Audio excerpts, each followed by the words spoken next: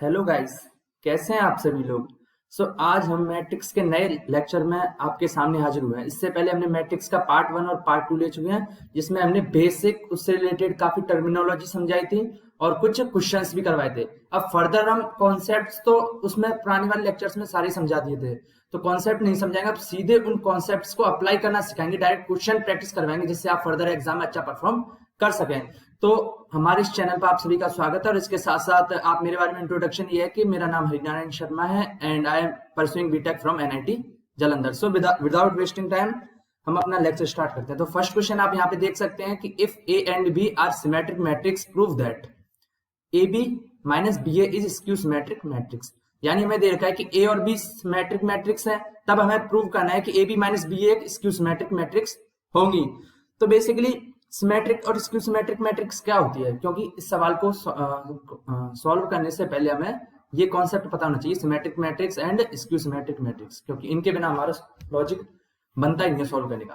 तो basically symmetric matrix क्या होती है। सिमेट्रिक मैट्रिक्स होती है कि अगर कोई मैट्रिक्स है, सपोज करो ए मैट्रिक्स है, या फिर कोई एक्स मान लो या वाई मान लो, कुछ भी मान लो, मैंने ए मैट्रिक्स मान ली, वो मैट्रिक्स उसके ट्रांसपोज के बराबर हो जाए तो क्या हो जाएगी, ये हो जाएगी symmetric matrix. Is it clear? I hope समझ में आ गया होगा। ट्रांसपोज क्या होता है? ट्रांसपोज होता है कि जैसे सपोज करो कोई ये मैट्रिक्स है, तो ये रो होती है ना, और ये क्या होता है, कॉलम होते हैं। Is it clear? तो रो को कॉलम और कॉलम को रो में ट्रांसफर कर दिया जाए, यानी रो को कॉलम से और कॉलम को रो से इंटरचेंज कर दिया जाए, तो ये क्या हो जाता है, ट्रांसपोज हो जाता है। और बेसिकली मैंने पुराने वाले लेक्चर्स में ये समझा चुका हूं, तो आपको आई होप ये चीजें आती होंगी। तो सबसे पहले हम पढ़ते हैं A and B are symmetric matrix. तो इस लाइन को बता लेते हैं, ए और बी सिमेट्रिक मैट्रिक्स है, तो यानी ए इक्वल्स टू क्या हो जाएगा, ए ट्रांसपोज हो जाएगा, क्योंकि सिमेट्रिक है। ऐसे ही B equals to B transpose हो जाएगा, क्योंकि दोनों सिमेट्रिक मैट्रिक्स हैं। इन दोनों को equation number 1 and equation number 2 मान लेंगे। Is it clear? अब हमें प्रूव करना है कि सिमेट्रिक है या स्क्यू सिमेट्रिक है, मतलब हमें पहचानना है और प्रूव क्या करना है, स्क्यू सिमेट्रिक मैट्रिक्स।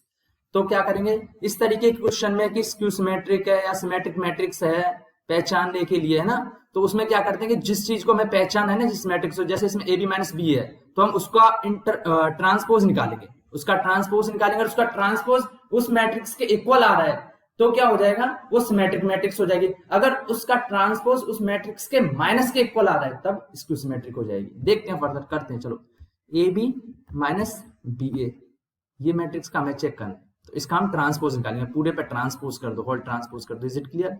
अब देखो, अब पता है कि ये कोई मैट्रिक्स है, दो मैट्रिक्स को मल्टीप्लाई करते हैं तो भी एक मैट्रिक्स बनती है, ऐसे ये दो मैट्रिक्स है, इनको मल्टीप्लाई करेंगे तो एक मैट्रिक्स बनेगी, और बीच में माइनस है, यानी मैट्रिक्स को घटाया जा रहा है और ऊपर ट्रांसपोज आ रहा है, तो क्या हो जाएगा, ये ए बी का ट्रांसपोज माइनस बी ए का ट्रांसपोज। Is it clear?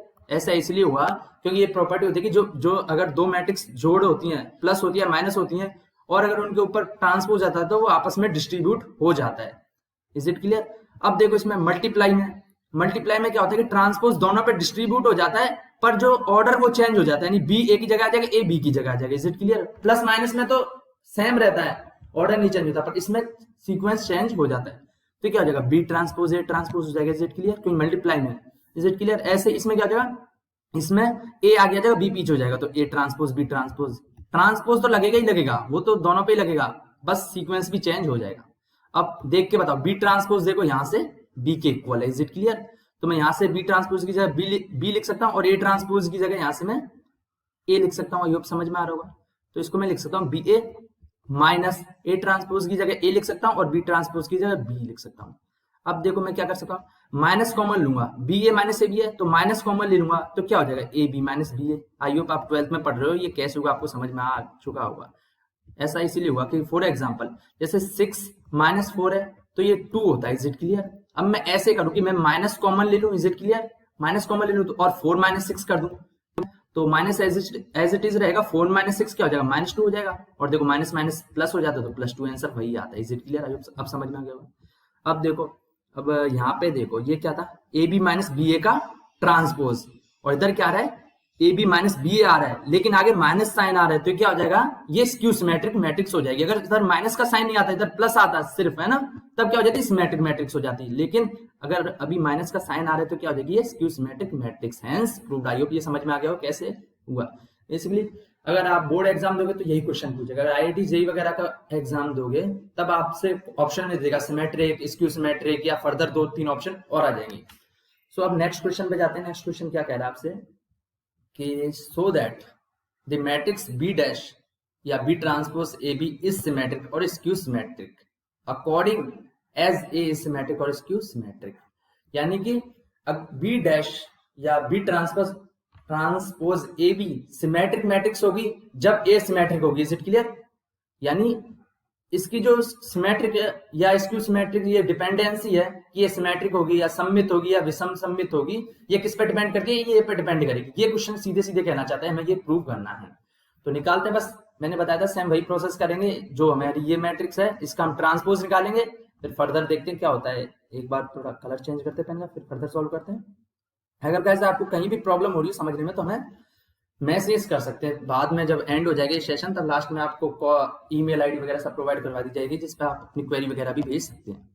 तो बी डैश ए बी या बी ट्रांसपोज डैश कुछ भी कर लो, इसका हम ट्रांसपोज निकालते हैं। Is it clear?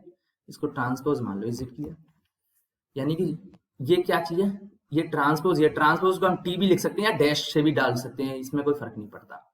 तो ये बी ट्रांसपोज ए बी का हमने ट्रांसपोज निकाला। अब क्या करूंगा, देखो ये तीनों मल्टीप्लाई में। Is it clear? तो मैंने बताया था सीक्वेंस चेंज हो जाता है, तो फर्स्ट सेकंड थर्ड आगे आ जाएगा, फिर सेकंड फिर फर्स्ट। Is it clear? ऐसे आ जाएगा, थर्ड ये इधर आ जाएगा, ये इधर रहेगा और ये पीछे चला जाएगा। Is it clear? बस कर दो कि बी ट्रांसपोज ए ट्रांसपोज, यानी ये वाला बी ट्रांसपोज पहले आ गया, अब ये ए का ट्रांसपोज इधर आ गया। अब ऐसे बी ट्रांसपोज को भी लिख देंगे इधर, बी ट्रांसपोज का ट्रांसपोज। Is it clear? आप सोच रहे हैं दो दो कैसे आ गए भाई? ऐसा इसीलिए आया क्योंकि इसको लिख दिया, इसके साथ ये ट्रांसपोज लगा दिया है ना। Is it clear? ये लगा दिया, ये लिख दिया, इसके साथ ट्रांसपोज लगा दिया। ऐसे ये बी ट्रांसपोज लिखेंगे, ये बी ट्रांसपोज लिख दिया, उसके साथ ट्रांसपोज लगा दिया है ना। ये ट्रांसपोज पहले से ही था और ये ट्रांसपोज यहाँ वाला। Is it clear? समझ में आ गया वो आपको? अब फर्दर करेंगे तो ये क्या हो जाएगा, ये हो जाएगा बी ट्रांसपोज ए ट्रांसपोज, और ट्रांसपोज का ट्रांसपोज क्या हो जाता है, वो कैंसल आउट हो जाते हैं। ये स्पेशल प्रॉपर्टी थी, सिंपल प्रॉपर्टी आपको पता होना चाहिए। अब आगे क्या करेंगे, आगे गाइस करेंगे हम, देखो एक बार इसको दोबारा से उतार लेते हैं, बी ट्रांसपोज ए बी का whole transpose. Is it clear? अब क्या हो जाएगा, ये हो जाएगा B transpose A transpose B. अब देखो, अब अगर ए सिमेट्रिक मैट्रिक्स है, ए क्या है, सिमेट्रिक मैट्रिक्स है, तो मैं इधर लिख दे रहा हूं इफ ए इज सिमेट्रिक। ये क्या है, सिमेट्रिक मैट्रिक्स है, तब क्या हो जाएगा, ए ट्रांसपोज इक्वल्स टू ए हो जाएगा। Is it clear? तो इधर लिख देते हैं, ए ट्रांसपोज की जगह मैं क्या लिख दूंगा, ए लिख दूंगा, तो क्या हो जाएगा B transpose A B. Is it clear? अब देखो बी ट्रांसपोज ए बी का ट्रांसपोज किसके बराबर है, उसी मैट्रिक्स के बराबर आ रहा है। Is it clear? यानी बी ट्रांसपोज ए बी कोई मैट्रिक्स होगी, सपोज करो ये एक्स मैट्रिक्स बन रही है, इसको मल्टीप्लाई करने के बाद, और इसका ट्रांसपोज है, ये किसके बराबर है, एक्स के आ रहा है, तो ये क्या हो जाएगी, सिमेट्रिक मैट्रिक्स हो जाएगी। Is it clear? यानी ए सिमेट्रिक है, यानी ए सिमेट्रिक है तब बी ट्रांसपोज ए बी है वो भी सिमेट्रिक होगी। ऐसे ही हम ए को अगर स्क्यू सिमेट्रिक माने, सपोज करो if A is skew symmetric माने। Is it clear? Skew symmetric माने तब क्या हो जाएगा, ए ट्रांसपोज किसके बराबर हो जाएगा, माइनस ए के बराबर हो जाएगा। Is it clear? तब हम क्या करेंगे, तब हम करेंगे ये तो एक्स इसकी जगह मैंने इसको एक्स मान लिया। Is it clear? तो ये एक्स ट्रांसपोज हो जाएगा इक्वल्स टू, ये देखो B transpose A transpose B आ रहा था। Is it clear? I hope समझ में आ रहा होगा। तो B transpose A transpose B आ रहा था, ए ट्रांसपोज की जगह मैं क्या लिख दूंगा, माइनस ए रख दूंगा, और माइनस को मैं बाहर रख सकता हूँ ना, क्योंकि देखो आप 2 इंटू माइनस 3 इंटू 4 है ना, तो ऐसे भी तो लिखता हूँ, माइनस को बाहर निकाल, माइनस 2 इंटू 3 इंटू 4 कर सकता हूँ। ये भी तो 2 3 जा 6 4 जा माइनस 24 आएगा, और ये भी माइनस 24 आएगा। तो मैंने ऐसे ही माइनस आगे रख लिया, और फिर वो आ गया बी ट्रांसपोज ए बी। अब देखो ये क्या है, ये एक्स मैट्रिक्स है, तो ये क्या हो जाएगा, माइनस एक्स, क्योंकि माइनस आ गया। यानी कि किसी मैट्रिक्स का ट्रांसपोज उसके माइनस के इक्वल आ रहा है, तो क्या आ जाएगी, स्क्यू सिमेट्रिक। इससे पता चल रहा है कि जब हमने ए को सिमेट्रिक माना तब ये भी सिमेट्रिक आई, और ए को जब हमने स्क्यू सिमेट्रिक माना तब ये भी स्क्यू सिमेट्रिक आई, और हमें यही प्रूव करना था। अब नेक्स्ट क्वेश्चन पे चलते हैं, उसके बाद देखते हैं। नेक्स्ट क्वेश्चन गाइस ये आपके 11th के कॉन्सेप्ट से रिलेटेड है, ज्यादा इंपॉर्टेंट नहीं है, पर फिर भी मैंने सोचा प्रैक्टिस हो जाए क्वेश्चन की, तो इसलिए मैंने इसको ले लिया। देखो कोई मैट्रिक्स दे रखी है, ये रही यहाँ पे, a इक्वल्स टू 3 -4 1 एंड -1। हमें प्रूव क्या करना है कि a to the power n equals to इसके बराबर होगा where n is any positive integer. इस तरीके के सवालों को सॉल्व करने का तरीका होता है कि 3 स्टेप में होता है। स्टेप 1 में तो हम n इक्वल्स टू 1 के लिए प्रूव करते हैं, इज इट क्लियर। स्टेप 2 में हम क्या करते हैं, n इक्वल्स टू k के लिए हम मान लेते हैं, इज इट क्लियर। और स्टेप 3 में हम k प्लस 1 के लिए प्रूव करते हैं। अगर प्रूव हो जाता है तो हमारा आंसर आ जाएगा, हमारा सॉल्यूशन सही है। तो चलो करते हैं सॉल्व।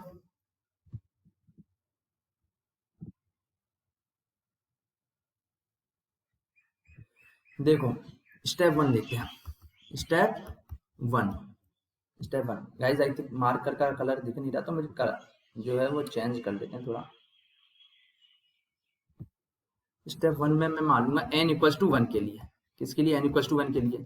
यहां से लो, यहां से n इक्वल्स टू 1 रखेंगे तो ये क्या हो जाएगा, ये हो जाएगा a1। गाइस मैं क्या यहाँ पे सिस्टमेटिक स्टेप वाइज करवा रहा हूं, पर जो राइटिंग पे फोकस मत करना, कॉन्सेप्ट पे फोकस करना, और आप खुद भी लिखने की कोशिश करना इस सवाल को। जब ये स्लाइड्स या ये जो क्वेश्चन है, ये जो सेशन है कंप्लीट हो जाए, तब आप एक बार दोबारा से इसको कोशिश करना करने की खुद से, जब भी आपकी प्रैक्टिस होगी। क्योंकि एक बार में किसी को समझ में नहीं आता, समझ में आ जाता है मतलब फिर बाद में भूल जाता है, पर्सन को रिवाइज करने की जरूरत होती है। तो 1 प्लस 2, n की जगह 1 रख दिया तो 2 हो जाएगा, इज इट क्लियर। -4, 1 की जगह n की जगह 1 रखूंगा यहाँ पे देखो गाइस, कहाँ पे, यहाँ पे 1 रखूंगा तो कोई, क्योंकि -4 इंटू 1 -4 ही रहता है, इधर 1 आ जाएगा, इधर 1 - 2 दैट इज इक्वल्स टू -1। इसको फर्दर करूंगा तो 1 + 2 आ जाएगा 3, इधर -4 हो जाएगा, इधर 1 आ जाएगा, इधर -1 आ जाएगा, इज इट क्लियर। देखो यहां से मैंने a1 की वैल्यू निकाली, वो a के बराबर ही आ रही है, देखो इसके बराबर ही आ रही है, यानी n इक्वल्स टू 1 के लिए प्रूव हो गया, इज इट क्लियर। अब मैं क्या करूंगा स्टेप 2 में, स्टेप 2 में मैं करूंगा n इक्वल्स टू 2 के लिए, n equals to sorry guys k के लिए मैंने माना, सपोज कर दिया ये सही है, सपोज कर लिया ये सही है, तो क्या हो जाएगा a k, यहाँ पे रखेंगे हम, n की जगह k रखेंगे, a k equals to 1 + 2k, इधर हो जाएगा -4 के हो जाएगा, इधर हो जाएगा k and 1 - 2k, is it clear. इसको मैंने इक्वेशन नंबर 1 मान लिया। अब step 3 and final step and सबसे मोर इम्पोर्टेंट स्टेप यही है, इसमें जो काम करना होता है सारे काम इसी में किए जाते हैं। n इक्वल्स टू k + 1 के लिए प्रूव करना है, प्रूव करना है, यानी k + 1 के लिए प्रूव करना है। इसका मतलब क्या है, a k + 1 इक्वल्स टू, इधर k + 1 रखो तो इधर 1 + 2 k + 1 -4 k + 1। I hope n की जगह, मतलब ये जो है ना, ये जो मैट्रिक्स है, इसमें n की जगह k + 1 रख रहे हैं, k + 1, इधर हो जाएगा 1 - 2 k + 1। हमें ये चीज प्रूफ करनी है, यानी हमें ये प्रूव करना है, इज इट क्लियर। तो मैं क्या लूंगा, लेफ्ट हैंड साइड लूंगा, उसको राइट हैंड साइड के इक्वल रख लूंगा। अब क्या करते हैं, अब हम करते हैं guys a k + 1, left hand side लेते हैं, लेफ्ट हैंड साइड लूंगा a k + 1, इसको लिख सकता हूं मैं a k डॉट a लिख सकता हूं। आई होप समझ में आ रहा होगा आपको। एक बार इसको ऊपर वाली स्लाइड में मिटा देता हूं थोड़ा सा, जिससे ये जगह मिल जाए आपको, क्योंकि फिर लिखने के लिए थोड़ा स्लाइड्स में जगह नहीं है तो थोड़ा आसानी पड़े, इसलिए मैं मिटा रहा हूँ। देखो गाइस, आप सोचो आगे क्या हो सकता है और क्या क्या हो सकता है, आप खुद ट्राई करो, फिर मेरे को भी बताता हूँ। देखो a k डॉट a लिख सकता हूँ मैं, इज इट क्लियर। अब a k क्या है, a k यहाँ से मैंने ये था, मुझे पता था ना ये था, और a क्या था, a ये रहा, और मैंने अभी भी स्टेप 1 में भी a निकाला था, इसी के बराबर आ रहा था, is it clear. a k यानी इसको इससे मल्टीप्लाई करूंगा ना, इससे मल्टीप्लाई करूंगा तो क्या आंसर आएगा। मैं गाइस डायरेक्ट बताता हूँ आपको, मैंने ये कॉन्सेप्ट समझा रखा है कि मल्टीप्लाई करते कैसे हैं, आपको आना चाहिए कि मैट्रिक्स का मल्टीप्लाई कैसे करते हैं। से ये 2 मैट्रिक्स हैं, मैं कैसे मल्टीप्लाई करूंगा, इसको इससे मल्टीप्लाई कर दूंगा, इसको इसके इस चीज से मल्टीप्लाई कर दूंगा, यानी रो इनटू कॉलम होता है, या रो इनटू रो भी हो सकता है, वो मैंने समझा रखा है पहले, आपको दिक्कत करने की जरूरत नहीं। तब इसको a k को a से मल्टीप्लाई करूंगा, तब मेरे पास क्या आएगा, तब मेरे पास आएगा 3 + 2k, इधर ये लिख देता हूँ, चलो अगर हो जाए तो 3 + 2k आएगा इधर, एंड इधर आएगा 1 + k आएगा, -4 क्या आएगा, इज इट क्लियर, एंड -1 -2 क्या आएगा, ये चीज आएगी। लेकिन हमें क्या ये प्रूव करना था ना, ये तो इससे मैच नहीं कर रहा, तब हम क्या करेंगे, इसको रीअरेंज करेंगे, इस चीज को इसमें कन्वर्ट करेंगे, तो क्या है, इसको लिख सकता हूं मैं 1 + 2 × k + 1 कर सकता हूँ ना, ऑब्वियसली यार, इसको मल्टीप्लाई करो, देखो 1 + 2k + 2, तो 1 + 2k प्लस टू 1 से ऐड हो जाएगा तो 3 प्लस 2 की हो जाएगा ना।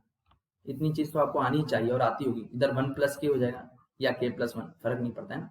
इधर -4 कॉमन लूंगा तो क्या आ जाएगा, के प्लस 1 आ जाएगा। Is it clear? देखो यही आ रहा है। और इधर क्या 1 -2 के प्लस 1, यानी इसको रीअरेंज किया, रीअरेंज करना आपको आता होगा योग। तो यानी मुझे यही प्रूव करना था, यही आ गया। ये 11th का कॉन्सेप्ट ज्यादा दिक्कत वाला नहीं है, आसान है, आपको प्रैक्टिस करनी पड़ेगी बस। अब ये आता है हमारा जेई के लिए, जेई मेंस के लिए काफी इंपॉर्टेंट, काफी बढ़िया क्वेश्चन कि हमें ये दे रखा है, कोई मैट्रिक्स दे रखी है और उस मैट्रिक्स के साथ ये कंडीशन दे रखी है कि ए स्क्वायर यानी उस मैट्रिक्स का स्क्वायर आइडेंटिटी मैट्रिक्स यानी आई के इक्वल है। तब हमें इस चारों ऑप्शनों में से चेक करना है कौन सा मैच करेगा। इस क्वेश्चन को करने में बड़ा मजा आएगा, तो गाइस हमारे साथ रेडी रहना। तो देखो गाइस, ए मेरे पास क्या दे रखा है, मैट्रिक्स दे रखी है मेरे पास alpha beta and gamma minus alpha. I think guys इसका कलर चेंज करते हैं जिससे ज्यादा क्लियरिटी दिखे।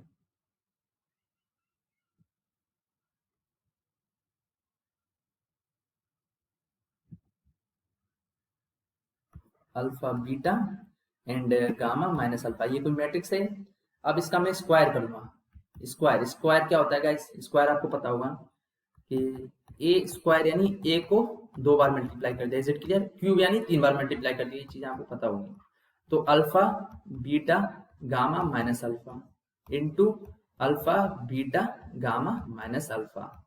तो जब इनको मल्टीप्लाई करेंगे गाइस, मल्टीप्लाई करना आपको आता होगा, कैसे करते हैं, ये कैसे किया गाइस, इसको ऐसे किया कि अल्फा को अल्फा से करेंगे तो अल्फा स्क्वायर आ जाएगा। Is it clear? Plus beta gamma आ जाएगा। ये मैंने सिखा रखा है, आपको दिक्कत नहीं आनी चाहिए। बीटा गामा अगर आपको दिक्कत आ रही है तो हमारे प्रीवियस सेशन मैट्रिक्स पार्ट 1 और पार्ट 2 देख लीजिए, उसमें सारी चीज क्लियर कर रखी है। और जब इसको करेंगे अल्फा को गामा से करेंगे तो alpha gamma minus alpha gamma, तो ये क्या हो जाएगा, 0 हो जाएगा, क्योंकि एक प्लस एक माइनस। ऐसे alpha beta minus alpha beta, is it clear? तो ये भी 0 हो जाएगा। ऐसे गामा, इस गामा को इस बीटा से करेंगे तो गामा बीटा, गामा बीटा। और माइनस अल्फा को इस माइनस अल्फा यानी इस माइनस अल्फा को इस माइनस अल्फा से मल्टीप्लाई करेंगे तो ये प्लस अल्फा स्क्वायर हो जाएगा, माइनस माइनस प्लस होता है। Is it clear? तो मेरे पास ए स्क्वायर क्या आ गया, ए स्क्वायर मेरे पास इसके बराबर आ गया, ये जो है यहाँ पे लिख रखा है, ये चीज इस चीज के बराबर आ गया। और मुझे पता है कि ये ए स्क्वायर इस कंडीशन में किसके, आई के बराबर दे रखा है। तो क्या करूंगा मैं, मुझे दे रखा है कि ए स्क्वायर क्या है, ए स्क्वायर इक्वल टू आई है। ए स्क्वायर मेरे पास ये था, तो इसको मैं आई के इक्वल कर दूंगा, इस चीज को, इस पूरे इस मैट्रिक्स को आई के इक्वल कर दूंगा। तो क्या करूंगा मैं, alpha square plus beta gamma, इधर 0 है, इधर भी 0 है, एंड इधर alpha square plus beta gamma. आगे पीछे कर लिया इस चीज को। तो आप सोच रहे होंगे ये अलग कहां से आ गया, अल्फा स्क्वायर को पहले लिख दिया, अल्फा बीटा या ये alpha beta. Is it clear? Beta gamma नहीं है गाइस, ये अल्फा बीटा है। Is it clear? ये किसके बराबर हो जाएगी, आई के। आई क्या है यहाँ पे 1001, 2 क्रॉस 2 मैट्रिक्स है, तो आई ये होगी। अब देखो हमें पता है कि 2 मैट्रिक्स इक्वल होती है तो उसके कॉरेस्पॉन्डिंग एलिमेंट भी इक्वल होते हैं, यानी ये एलिमेंट इसके बराबर हो जाएगा, ये तो इक्वल है ही, ये वाला भी एलिमेंट इसके बराबर है, और ये एलिमेंट इसके इक्वल हो जाएगा।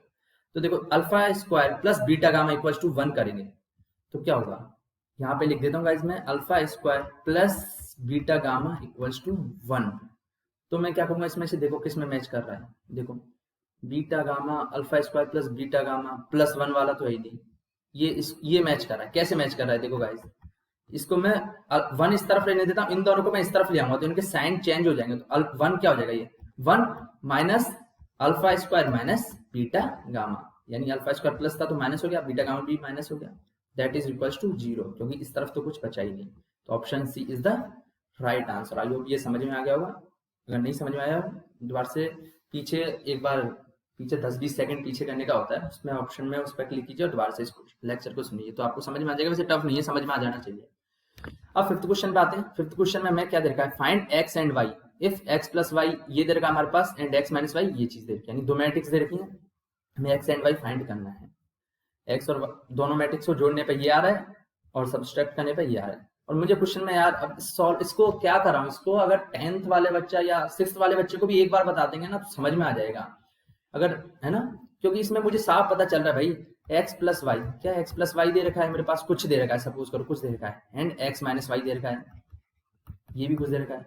ये तो नॉर्मल सिंपल अलजेब्रिक कैलकुलेशन है कि मुझे x चाहिए तो क्या करूंगा, मैं दोनों को जोड़ दूंगा तो y से y कट जाएगा, अपने आप x की वैल्यू आ जाएगी, है ना।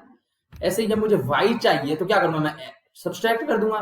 तो बस यही कॉन्सेप्ट है, इसमें कुछ ज्यादा लॉजिक लगाना नहीं है, बस करते हैं।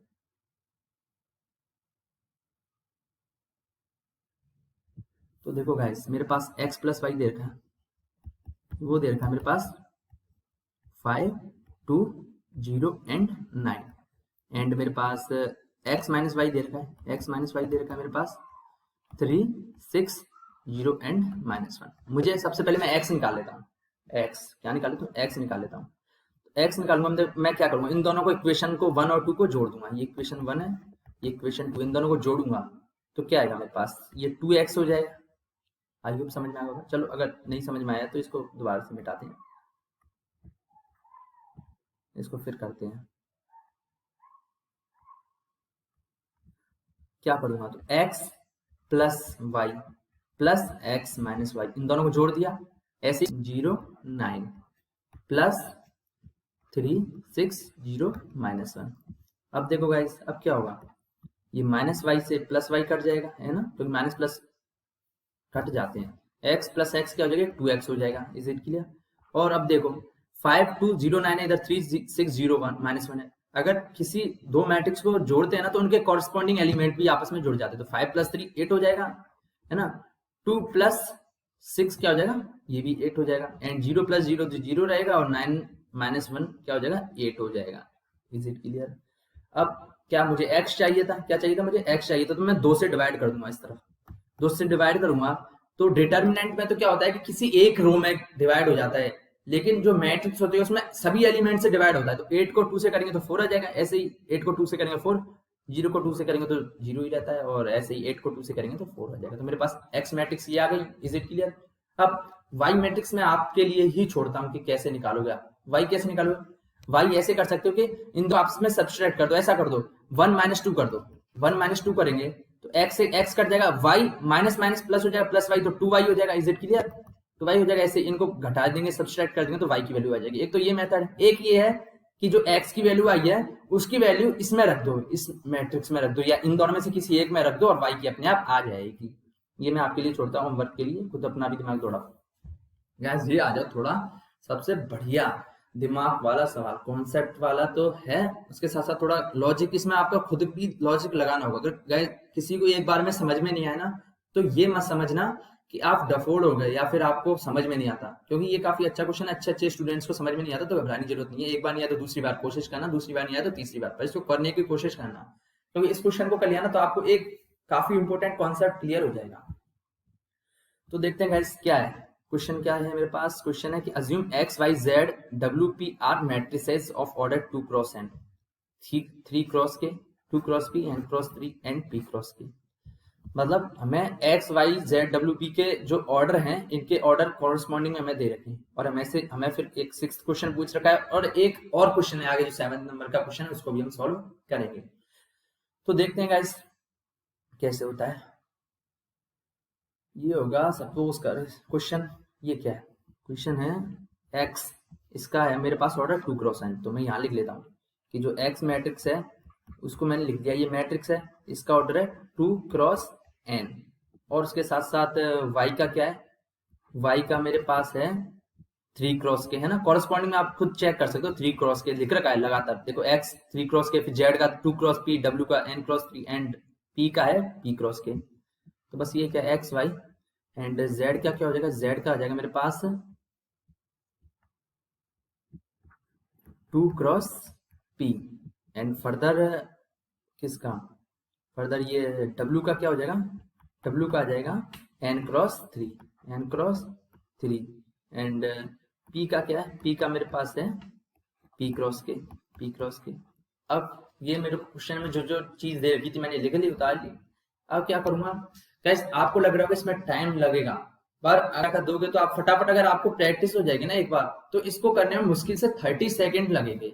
इनमें क्या लिखना है, इनमें लिखने की जरूरत ही नहीं पड़ेगी आपको, आप डायरेक्टली कैलकुलेशन कर लोगे माइंड में, अगर आपकी प्रैक्टिस हो चुकी होगी तो। ये तो कॉन्सेप्ट आपके दिमाग में पहले फिट करना जरूरी होता है ना, एक बार फिट हो जाती है चीज फिर उसको करने में दिक्कत नहीं होती, तो इसलिए फिट करने के लिए थोड़ा आराम से समझाया जा रहा है। तो देखो गाइस अब क्या करता हूँ मैं, पी वाई मेरे पास क्वेश्चन दे रखा, क्वेश्चन पढ़ता हूँ कि the restriction on N K P so that P Y plus W Y will be defined, यानी P Y plus W Y कब डिफाइन होंगे।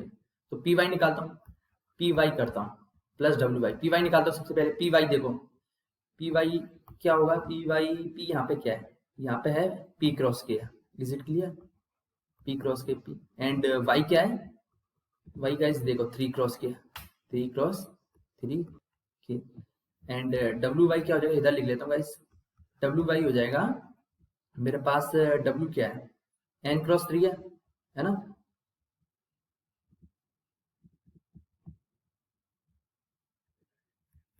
एंड वाई मैंने बताया था 3 क्रॉस के है, इज इट क्लियर।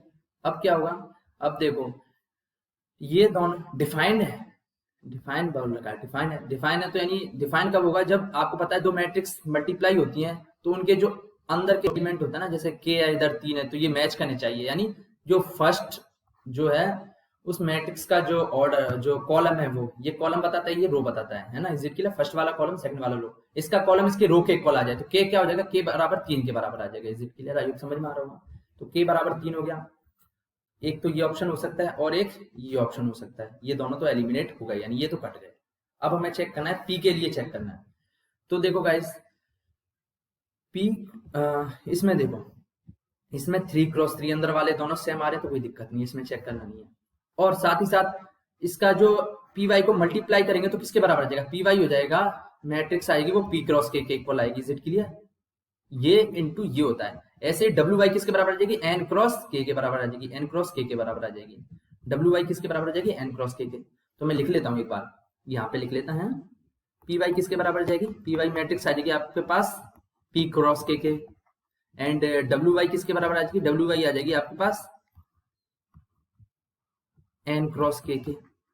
और आपको पता है कि ये दोनों क्या है, इन दोनों को ऐड किया जा रहा है, P Y plus W Y को इन दोनों को ऐड किया जा रहा है, ऐड किया जा रहा है यानी इसका और इसका दोनों का ऑर्डर सेम होना चाहिए, ऐड करते हैं तब ऑर्डर सेम होना चाहिए, लेकिन अगर मल्टीप्लाई करते हैं ना तो इनके अंदर की ये चीज ऑर्डर और एक का ऑर्डर सॉरी एक का कॉलम दूसरे के रो के इक्वल होना चाहिए, लेकिन जब ऐड करते हैं दो मैट्रिक्स को, इसको और इसको ऐड करें तब इनका ऑर्डर सेम होना चाहिए। ऑर्डर सेम होने के लिए क्या है, के और के तो सेम है लेकिन पी और एन सेम होंगे तभी ये पॉसिबल है, तो p इक्वल टू एन के बराबर आ जाएगा, यानी option A is the right answer. I hope कि समझ में आ गया हो, अगर नहीं समझ में आए तो इसको दोबारा से कोशिश करना, अगर मेरे चैनल से नहीं समझ में आए तो गाइस कहीं से भी किसी भी चैनल से या किसी भी गूगल पे सर्च करो, कुछ भी करो, इसको कोशिश करना खुद करने की, ट्राई करना है ना, क्योंकि काफी इंपॉर्टेंट क्वेश्चन है और काफी सही अच्छा कॉन्सेप्ट है, मतलब इंपॉर्टेंट तो क्या है, अच्छा ही है, आपका क्लियर हो जाएगा। अब अगला क्वेश्चन देखते हैं कि मतलब क्वेश्चन तो यही है, ये हमारे पास स्टेटमेंट देखा है, जेई एडवांस में काफी क्वेश्चन पूछे जाते हैं कि आपको दे देगा एक 4-5 का पैराग्राफ टाइप का, फिर उससे 2-3 क्वेश्चन पूछ लेगा और आप सोच रहे हो यार 4-5 एक बार पैराग्राफ पढ़ लो उसको समझ लो, 4-5 क्वेश्चन बड़े आसानी से हो जाते होंगे, ऐसे कहने में आसान लगता है बट होते नहीं है, काफी टफ क्वेश्चन होते हैं गाइस। ये जब ही होंगे जब आप प्रैक्टिस करोगे, घर पे खुद मेहनत करोगे, बिना मेहनत के तो खाना भी नहीं मिलता, खाना मिलने के लिए मम्मी से मांगना पड़ता है। सॉरी गाइस ये तो मजाक था। अब हम देखते हैं अगला question, if n equals to p, क्या n इक्वल्स टू p है, then the order of matrix 7x - 5z, तो 7x - 5z का हमें ऑर्डर फाइंड करना है। तो गाइस आपको पता है कि अगर किसी मैट्रिक्स के आगे मल्टीप्लाई कर देंगे तो कोई फर्क नहीं पड़ेगा, ऐसे भी z के आगे मल्टीप्लाई कर देंगे तो उसका ऑर्डर पर फर्क नहीं पड़ता भाई, ऑर्डर पर फर्क जब पड़ेगा जब मैट्रिक्स को आपस में दो मैट्रिक्स को मल्टीप्लाई करना तब ऑर्डर इनका चेंज हो सकता है, अदरवाइज स्केलर वगैरह से मल्टीप्लाई करने के बाद कोई फर्क नहीं पड़ता। तो 7x का ऑर्डर देखते हैं, तो 7x का ऑर्डर वही होगा जो x का ऑर्डर होगा, और x का मैंने क्या बताया था, x का ऑर्डर था 2 क्रॉस n, आप देख सकते हैं यहाँ पे ये रहा x का ऑर्डर 2 क्रॉस n है, तो 7x का भी 2 क्रॉस n है, मैं डायरेक्ट 2 क्रॉस n लिखता हूँ, ये ऑर्डर है ना। ऐसे ही 5z का क्या होगा, 5z का ऑर्डर क्या होगा, 5z का ऑर्डर लिख सकता हूँ जो z का होगा, z का क्या है, ये z है तो इसके कॉरस्पॉन्डिंग 2 क्रॉस p है, तो 2 cross p guys, 2 cross p होगा, इज इट क्लियर। और मुझे क्या है, मुझे ये डिफाइन होना चाहिए कंपलसरी है, तो 7x - 5z कब डिफाइन हो गया, कब इसका ऑर्डर क्या होगा, इसका ऑर्डर मुझे पता है कि जो 7 देखो माइनस हो रहा है या प्लस हो तो क्या होता है, दोनों मैट्रिक्स का ऑर्डर सेम होना चाहिए, क्या होना चाहिए, दोनों मैट्रिक्स का ऑर्डर सेम होना चाहिए, कंपलसरी है, इज इट क्लियर, मैंने बताया था है ना। तो 7x यानी 2 क्रॉस n और ये 2 क्रॉस p सेम होना चाहिए, ये सेम कब होगा? जब एन क्रॉस एन और पी सेम हो जाएंगे। Is it clear? एन और पी सेम हो गए। Is it clear? तो क्या हो सकता है? तो इस पूरी मैट्रिक्स का जो ऑर्डर है वो या तो 2 क्रॉस एन हो जाएगा या 2 क्रॉस पी हो जाएगा। Is it clear? तो 2 क्रॉस एन यहाँ पे हमारे option B is the right answer. आप सोचेंगे सर ये क्या, ये कैसे कर दिया अचानक सडनली, समझ में नहीं आया। तो आर से एक बार ट्राई करते हैं इसको समझने की।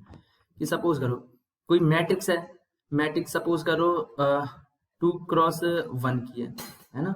ऐसी एक दूसरी मैट्रिक्स है कुछ, है ना। इनको ऐड कर रहे हैं, ये भी ऐड कर रहे हैं तो ये भी 2 क्रॉस 1 की होगी। Is it clear? समझ में आ रहा है? तो जो नई मैट्रिक्स बनेगी तो वो भी तो 2 क्रॉस 1 की होगी, यानी ऐड करते हैं तो मैट्रिक्स के जो ऑर्डर है कोई फर्क नहीं पड़ता। यानी कि नई ऑर्डर जो जोड़ने पे या घटाने पे जो मैट्रिक्स का ऑर्डर आ रहा है वो इस मैट्रिक्स के भी बराबर आएगा, इस मैट्रिक्स के इक्वल आएगा। तो हम क्या कर सकते हैं? हम डायरेक्ट भी कर सकते हैं कि जो नई मैट्रिक्स बनेगी इनको घटाने के बाद वो या तो 7x के बराबर होगी और 5z के बराबर हो जाएगी, है ना। Is it clear? तो 7x का मैंने बताया था 2 क्रॉस n हो जाएगा या फिर 2 क्रॉस p के बराबर हो जाएगी। आप सोचेंगे दो दो कैसे हो सकता है? गाइस ये दो दो नहीं है, ये एक ही है। n बराबर p है क्योंकि इसमें दे रखा है गाइस, यहाँ पे देख रखा है n बराबर p है, तो ये दोनों क्या होंगे? ये दोनों इक्वल होंगे। तो 2 क्रॉस n हो जाएगा। इधर इधर क्या हो जाएगा? 2 क्रॉस p की जगह मैं n रख दूंगा। तो देखो गाइस 2 क्रॉस n है, तो यानी मैट्रिक्स का ऑर्डर क्या हो जाएगा? 2 क्रॉस n हो जाएगा। अब नेक्स्ट क्वेश्चन देखते हैं। इफ a इक्वल्स टू, मेरे पास ये मैट्रिक्स दे रखी है और मेरे पास ये कंडीशन दे रखी है, तो हमें अल्फा की वैल्यू फाइंड करनी है। बस क्या करना है? कुछ ही नहीं करना हमें। ये क्या है? a प्लस a ट्रांसपोज है गाइस। ट्रांसपोज आपको बार बार से पता है क्योंकि डैश आ जाए या टी लिखा जाए मतलब एक ही है। तो मैं क्या करूँ? a की वैल्यू यहाँ पे रखूँ और a ट्रांसपोज की रखूँ, हमको यहाँ पे रख दूं ना वैल्यू, और इस जो है इस इक्वेशन ये जो दे रखी है इसको मैं सिंप्लीफाई करूंगा तो अपने आप मुझे पास अल्फा की वैल्यू आ जाएगी। कुछ ही नहीं है, काफी इजी क्वेश्चन है। देखने में काफी सोचने में ज्यादा टफ लग रहा हो, रियलिटी में कुछ भी टफ नहीं है।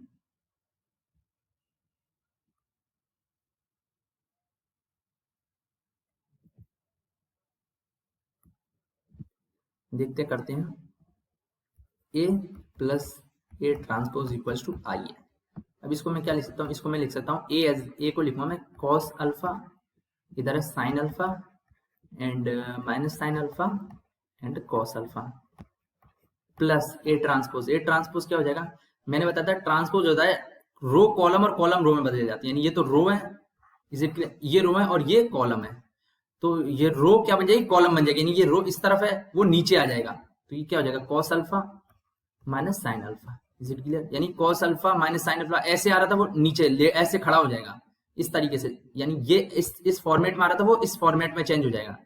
Is it clear? ऐसे साइन अल्फा कॉस अल्फा ऐसे आ रहा था वो ऐसे चेंज हो जाएगा, तो sine alpha cos alpha. Is it clear? ये मेरे पास आई के इक्वल दे रखा है, आई हो जाएगा 1001। ऐसा मैंने 1001 इस क्यों ले रहा हूँ? मैं ऐसा इसलिए ले रहा हूँ गाइस क्योंकि ये 2 क्रॉस 2 की है ना, ये भी 2 क्रॉस 2 की है। तो मैंने बताया था जब जोड़ते हैं तो जो ऑर्डर है वो 2 क्रॉस 2 ही आएगा। अब देखो सॉल्व करो, जोड़ो भाई। Cos alpha plus cos alpha, corresponding element जुड़ जाएंगे तो 2 कॉस अल्फा हो जाएगा। Is it clear? इधर माइनस साइन अल्फा, ये प्लस साइन अल्फा, ये तो जीरो हो जाएगा। माइनस साइन प्लस साइन यानी -1 + 1 जीरो ही होता है। ऐसे इधर प्लस साइन अल्फा, इधर माइनस साइन अल्फा है, तो ये भी जीरो हो जाएगा। इधर cos alpha plus cos alpha क्या हो जाएगा? 2 कॉस अल्फा हो जाएगा। यानी एक आम प्लस एक आम बराबर 2 आम होता है। समझ में आ गई? हमें बचपन में काफी ऐसे समझाते थे जोड़ने के लिए। अब देखो ये दो मैट्रिक्स इक्वल हैं, तो मैंने बताया था इनके कॉरस्पॉन्डिंग एलिमेंट भी इक्वल होंगे, यानी ये 1 के इक्वल हो जाएगा। तो 2 कॉस अल्फा क्या हो जाएगा? 1 के इक्वल हो जाएगा। Is it clear? या फिर आप इसको 1 के बराबर रख दो, दोनों सेम ही चीज है ना। तो मैंने इसको 1 के इक्वल कर दिया, तो फर्दर करो तो कॉस अल्फा क्या हो जाएगा? कॉस अल्फा हो जाएगा 1/2। ये कैसे आया? ये मैंने 2 से डिवाइड कर दिया, 2 इधर था ना मल्टीप्लाई में, दूसरी तरफ भेजा तो डिवाइड में पहुंच गया। अब देखो गाइस 1/2 किसके बराबर होता है? cos π/2। क्योंकि मैं ऐसा इसलिए कर रहा हूँ, cos में क्यों ले रहा हूँ? cos में इसलिए ले रहा हूँ क्योंकि मुझे अल्फा की वैल्यू चाहिए। अल्फा की वैल्यू चाहिए तो मुझे cos को एलिमिनेट करना पड़ेगा। एलिमिनेट करने के लिए मुझे क्या चाहिए? दूसरी तरफ भी cos में ही फंक्शन चाहिए। एक तो ये तरीका है, एक है cos को इस तरफ भेजेंगे तो cos इनवर्स हो जाए, cos inverse 1/2। Is it clear? ये भी कर सकते हैं इनवर्स ट्रिग्नोमेट्रिक फंक्शन, दोनों एक ही चीज है। तो इसको क्या लिखना? cos π/3, cos π/3 यानी 1/2 किसकी वैल्यू होती है? cos π/3 की वैल्यू 1/2 होती है, cos 60 की। आई होप ये पता होगा। तो देखो cos अल्फा cos π/3 के बराबर है, तो cos से cos कैंसिल आउट कर दिया, तो अल्फा क्या आ जाएगा? अल्फा आ जाएगा मेरे पास π/3। Is it clear? वैसे ऐसे कैंसिल आउट नहीं करते, ये अगर तरीके से करें तो cos अल्फा क्या होगा? 1/2 है, तो अल्फा क्या हो जाएगा? अल्फा हो जाएगा cos इनवर्स, इनवर्स में जाता है 1/2, है ना। तब हम इसकी वैल्यू क्या होती है, cos इनवर्स 1/2 की होती है पाई/3 वैल्यू होती है, ये आपको पता होगा। तो ये आ गया, तो मेरे पास पाई/3 ऑप्शन कहाँ आ रहा है, ऑप्शन आ रहा है पाई/3 मेरे पास, option B is the right answer. जो समझ में आ गया हो, इजी काफी क्वेश्चन है, बस आपको प्रैक्टिस करनी पड़ेगी। विदाउट प्रैक्टिस के लिए अभी तो आसान लग रहा होगा, पर बाद में काफी टफ होगा। और अब ये नेक्स्ट क्वेश्चन है, वैसे इसका कोई बोर्ड लेवल पे तो समझ में आता है, पर अगर हायर लेवल पे जेई वगैरह के लिए इसका कोई इंपॉर्टेंस नहीं है। क्यों नहीं है, क्योंकि आप सोच रहे होंगे सर इन्वर्स तो पूछे जाते हैं उसमें भी, पर गाइज इसमें क्या है, इसमें देखो गाइज, इसमें एक स्पेशल कंडीशन दे रखी है कि elementary transformation, using elementary transformation, और हम वहां पे यूज करते तो हम डायरेक्ट एडजॉइंट अपॉन डिटर्मिनेंट निकाल लेते हैं कि किसी मैट्रिक्स का इन्वर्स निकालें तो उसका एडजॉइंट निकालेंगे और अपॉन डिटर्मिनेंट कर देंगे, ये हमारे पास इन्वर्स के बराबर हो जाएगा। ये ज्यादा जल्दी तरीका होता है, जल्दी फटाफट हो जाता है बजाय एलिमेंट्री ऑपरेशन के। और एलिमेंट्री ऑपरेशन में काफी जो है कैलकुलेशन की भी दिक्कत हो जाती है, तो जेई वगैरह में इस कॉन्सेप्ट को मत ट्राई करना, पर हाँ बोर्ड लेवल पर आ सकता है, आपसे पूछ ले तब हमें भाई पूरा स्टेप वाइज मार्किंग होती है, तो हमें उसका ध्यान रखना पड़ेगा, इसीलिए मैं ये चीज करवा रहा हूँ। तो देखते हैं गाइस कैसे क्या होता है कि इस तरीके के क्वेश्चन में एलिमेंट्री ट्रांसफॉर्मेशन में क्या करते हैं, उसमें हम a इक्वल्स टू ए, ये तरीका बता रहा हूँ, ये स्टेप बता रहा हूँ, ऐसे ही करेंगे। यानी किसी मैट्रिक्स है उसको आई ए लिख सकते हैं z के लिए, अगर कोई y मैट्रिक्स लिखी होती है तो आई लिख लेते हैं z के लिए, y इधर y x नहीं है, इधर y है, इसके इक्वल लिख लेते हैं ना। तो क्या करूंगा मैं इधर करूंगा, ये a मेरे पास 1 -1 2 एंड 3 है z के लिए, और i क्या मेरे पास, i है 1 0 0 1 है, और ए को मैं एज इट इज रहने दूंगा, ए मैट्रिक्स को, है ना, इधर चेंज नहीं करूंगा, इधर कुछ भी नहीं करूंगा, एक तरफ जो आई के साइड है ना उसको कुछ भी चेंज नहीं करूंगा। अब क्या करूंगा मैं, एक बार यहां से मिटा देते हैं फिर, क्योंकि जगह चाहिए, थोड़ा लेंथी सवाल हो सकता है।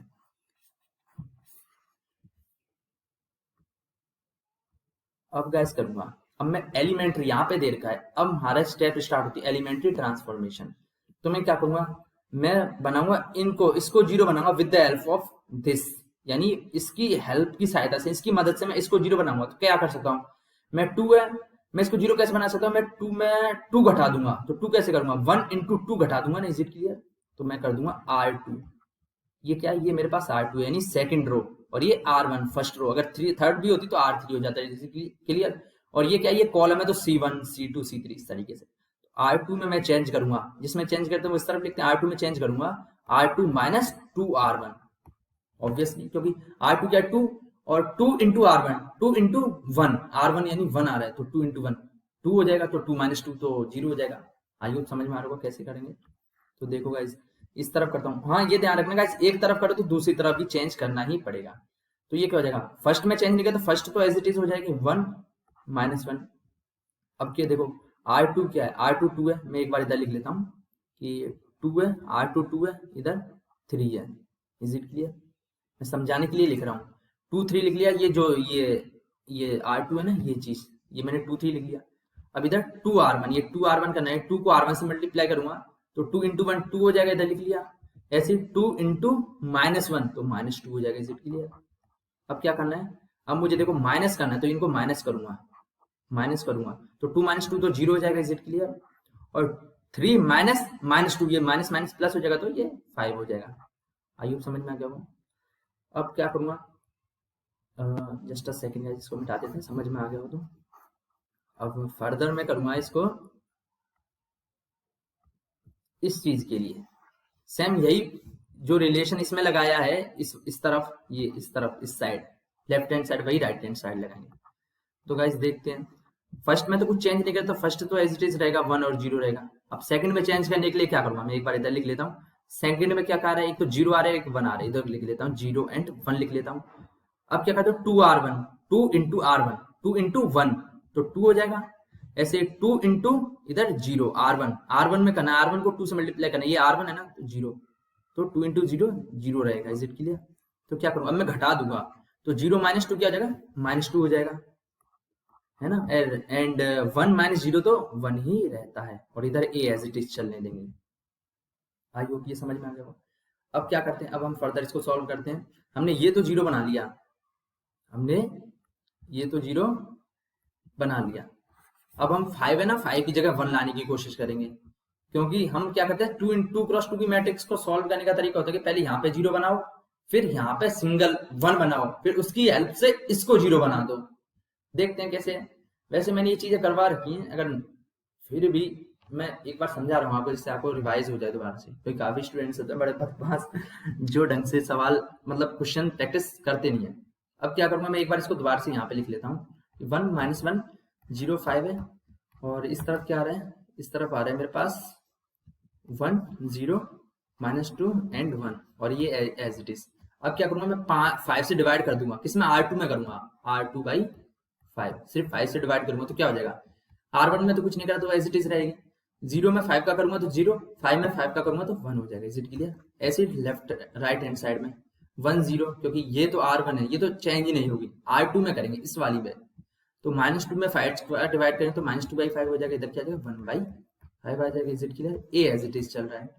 अब क्या करेंगे, अब मैंने ये 1 बना दिया, अब मुझे क्या इसको 0 बनाना है। बेसिकली हमें ये करना है कि हमें जो लेफ्ट हैंड साइड वाला ए है ना, उसको यूनिट मैट्रिक्स में कन्वर्ट करना है ना, यूनिट मैट्रिक्स। तो क्या करने के लिए, यूनिट मैट्रिक्स बनने के लिए 1 0 इधर बना के, इधर 0 चाहिए मुझे, तो 0 चाहिए तो मैं क्या करूंगा, मेरे को दिख रहा है गाइस R1 में मैं क्या करूंगा, इस R2 को ऐड कर दूंगा, इन दोनों को ऐड कर दूंगा ना, तब देखो गाइस इधर 0 बन जाएगा ना। Is it clear? समझ में आ रहा हो तो बस कर दूंगा। और मुझे 0 का बनाना है, नीचे नीचे भी हो सकता है, अगर नीचे ऐड करूंगा तो ये 0 बन सकता है, बट मुझे ऊपर 0 लाना है तो R1 में चेंज करना पड़ेगा। तो इज इट क्लियर? R1 में प्लस R2 कर दूंगा। तो आई होप समझ में आ गया। तो देखो इसको इसमें ऐड करूंगा तो 1 ही रहेगा। Is it clear? ऐसे ही -1 में +1 करूंगा तो ये 0 हो जाएगा। R2 में चेंज नहीं करेगा, R2 एज इट इज आ जाएगा 0 1। Is it clear? I hope.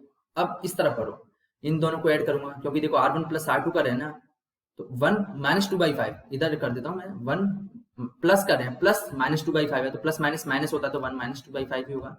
तो एलसीएम लेंगे तो 5 एंड 5 - 2 दैट इज 3/5 हो जाएगा। आई होप ये आपको समझ में आ गया हो। ये 3/5 हो गया, एंड 0 में +1/5 जोड़ेंगे तो ये 1/5 आ जाएगा। और इधर -2/5 और 1/5 एज इट इज चलेंगे, क्योंकि ये तो चेंज नहीं हो रहे, और ये ए एज इट इज चल रहा है। तो देखो गाइस हमारे पास जो है, हमारा आंसर यहीं पे आ गया। ये हमारे पास यूनिट मैट्रिक्स बन गई। इधर ए है, तो आपको पता है कि इधर मैं एक बार लिख लेता हूँ कि कोई ए है, ए इंटू ए इनवर्स करते हैं तब अपने आप आई बन जाता है ना। समझ में आ रहा होगा? Is it clear? या ए इनवर्स इंटू ए करें, यानी इसका इनवर्स करें और ए से मल्टीप्लाई करें तो भी आई बनता है। और मेरे पास इस तरफ आई दे रखा है तो ए दे रखा है, एक तरफ ए दे रखा है, मतलब लेफ्ट हैंड साइड में आई दे रखा है और राइट हैंड साइड में एक तो ए दे रखा है मेरे को, इधर इधर गाइस एक तो ए दे रखा है और एक मुझे पता नहीं ये क्या कुछ दे रखी है। तो क्या है ये ए इनवर्स होगा, जब भी तो ए इंटू ए इनवर्स करेंगे तभी तो आई आ रहा होगा। तो ए इनवर्स क्या आ जाएगा, ए इनवर्स मेरे पास ये आ जाएगा। तो ए इनवर्स क्या है, ए इनवर्स है मेरे पास 3 × 5, मतलब 3/5, 1/5, -2/5 एंड 1/5। आई होप ये क्वेश्चन आपको समझ में आ गया होगा। अब नेक्स्ट क्वेश्चन देखते हैं। नेक्स्ट क्वेश्चन, बूस्ट योरसेल्फ, यानी खुद का बूस्ट करो, खुद की दिमाग दौड़ाओ, खुद को मतलब अपने आप को बूस्ट करो। इसीलिए मैंने आपको सेल्फ प्रैक्टिस के लिए क्वेश्चन दिया है कि सेम यही है कि जो एलिमेंट्री ट्रांसफॉर्मेशन है उसका यूज करके इनवर्स फाइंड करना है। सेम वही क्वेश्चन है, बस ये डाटा ये चीज मैट्रिक्स चेंज हो गई है। आप खुद करो, अगर आपके इसका आंसर फाइंड कर लेते हैं तब हमें कमेंट बॉक्स में कमेंट करके बताइए, या फिर आप ईमेल कर सकते हैं, व्हाट्सएप कर सकते हैं, मैसेज कर सकते हैं, whatever you want to. देखो सो हमारा लेक्चर आज का यहीं पर सेशन खत्म होता है। सो thank you, have a nice day, and before finishing this session please like, subscribe and share. और ये मेरा नाम है, और यहाँ पे आप टेलीग्राम आईडी पे भी कांटेक्ट कर सकते हैं, हमें ईमेल कर सकते हैं, मैसेज कर सकते हैं, सॉरी गाइस टेलीग्राम कर सकते हैं। और मेरी इस लेक्चर की पीडीएफ हम इस टेलीग्राम चैनल पर प्रोवाइड करवा दी जाएगी। और अगर आप ईमेल के थ्रू मुझे कनेक्ट करना चाहते हैं तो ये मेरा ईमेल आईडी है, और साथ ही साथ मेरा ये फोन नंबर है। गाइस ध्यान रखना, फोन कॉल डिस्टर्ब करने के लिए मत करना।